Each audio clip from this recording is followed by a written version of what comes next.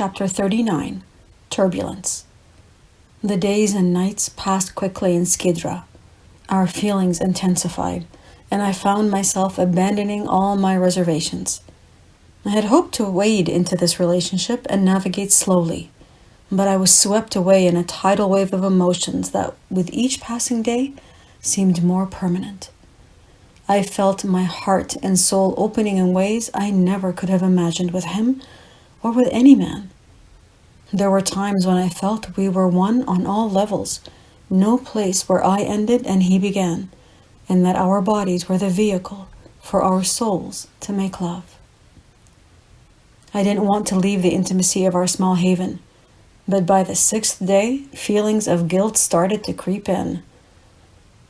I was feeling much better and walked strongly to Janica until the last 10 kilometers. My backpack felt as if it was loaded with stones, and my legs as if they were trudging through mud. Alberto started complaining of pain behind his knee and worried that it was tendinitis. We struggled into Gianica like defeated warriors. We didn't even discuss if we created that situation. The peace pilgrims once again disappeared, and I left my guilt with them. We became a couple, crazy in love, strolling hand in hand, sharing ice cream, watching the world go by over coffee at outdoor cafes, going out to movies and to dance. Without agenda or places to be, we now obeyed an invisible rhythm that guided us to eat, sleep, and move. We were giddy with love, and many people asked if we were on our honeymoon. Strangers smiled and greeted us. A bakery owner gave us an extra cheese pie for no reason. A shop owner gave us incense as a gift. A bartender invited us for drinks. It was as if we radiated love, a powerful energy that appeared to touch people, and they responded, returning this blessing in myriad forms. Overwhelmed by this unexpected love, I would often weep at the fortune that had befallen me, and felt a calm and peace that I never imagined possible in a relationship. Alberto's knee continued improving, but slowly. He encouraged me to try a healing, to send him the loving energy that we were feeling through my hands.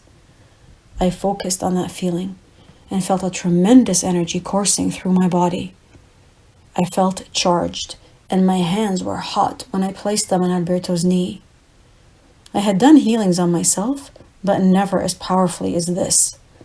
It was as if love was opening up channels in my body so that I could transmit this energy without barriers.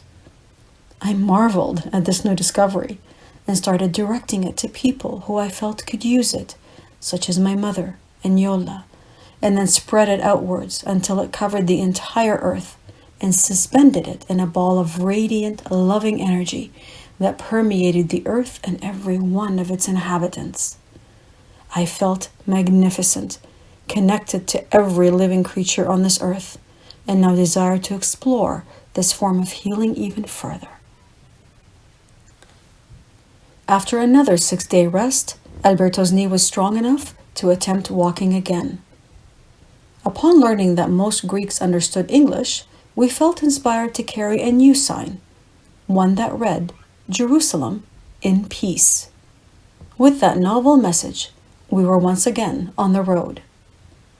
In the days that followed, we passed Gefira, Thessalonica, Langadikia, and were on our way to Lutra Vulvis.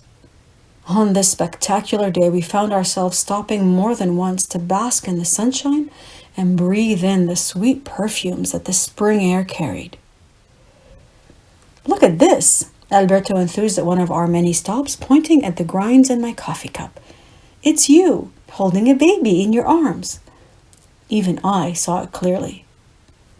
We had spoken about building a future together, even having children, and in the throes of passion it seemed a beautiful idea.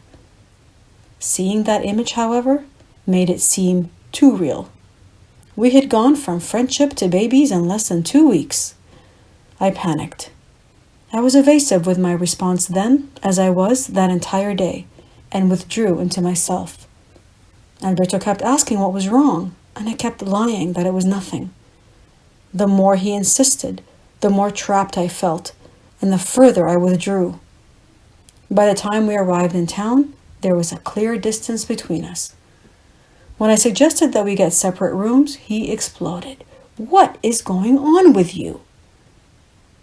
"Maybe I just don't want to get too attached to you," I blurted out. "Maybe I'm afraid that one day you'll leave me too." Alberto stared at me with disbelief. Not even I believed my own words.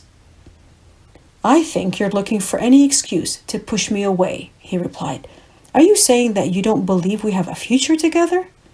"I don't know what I want," I retorted, "but all this talk about our future scares me. I need you to back off a bit." "Fine, I'm going for a walk," he said, and stormed out of the room. For a change, I decided to go for a walk too. I knew that I was afraid of commitment, but what I feared more deeply was the other side of that same coin, losing my freedom. I wanted to finish my walk first, to get clarity on my life, and then share whatever that looked like with Alberto. I didn't want him influencing me or taking me off my path. I refused to let him or our relationship to define me. Only I would do that. By the time I returned to the room, I felt more centered and ready to speak honestly. Alberto was waiting for me.